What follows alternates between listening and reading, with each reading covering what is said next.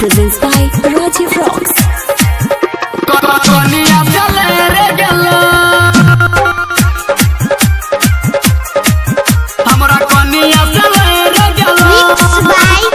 Kanchan Raj Muzaffarpur, Kanchan Raj Muzaffarpur, Kanchan Raj Muzaffarpur.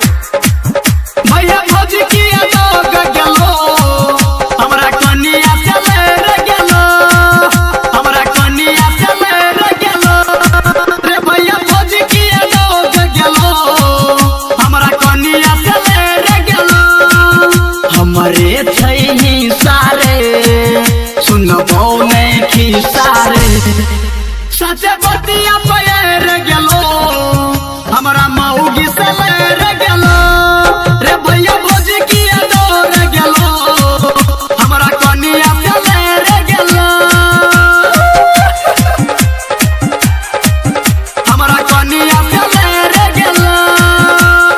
Mix by Kanchan Raj Muzaffarpur, Kanchan Raj Muzaffarpur. हमर मौगी का मजोर ओकरा है से बड़ा डर तैयो गेला के पिटाई रे हमेरी बचल के पुलिस थाना बोले बता बतर तगी जाई रे।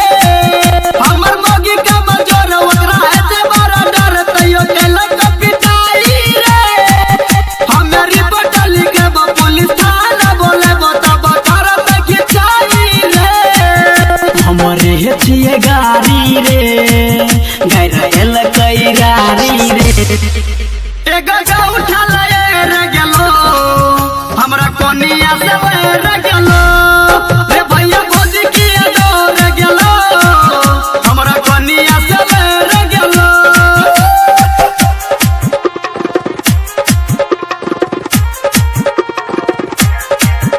हमरा कोनिया से रे गेलो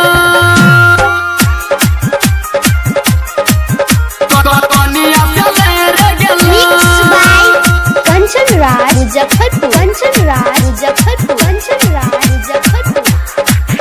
हमें मुखिया बोले बसर 500 बटे बसा बरात हमरा दिशा रे राइटर साउंड जीवन भैया सब दल करू भैया ओकरा करबाऊ हिस्सा रे।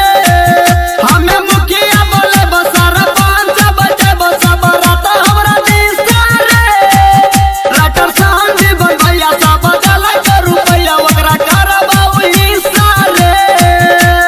तू के बोलैबौ रे तोहरा सन डरबौ रे बनल गोठी के फोड़ गेलो हमरा मऊगी से ले गेलो रे भैया भौजी किया डोर गेलो हमरा मऊगी से ले गेलो मऊगी से ले गेलो राजीव भैया भौजी डोर गेलो हमरा कनिया से ले गेलो।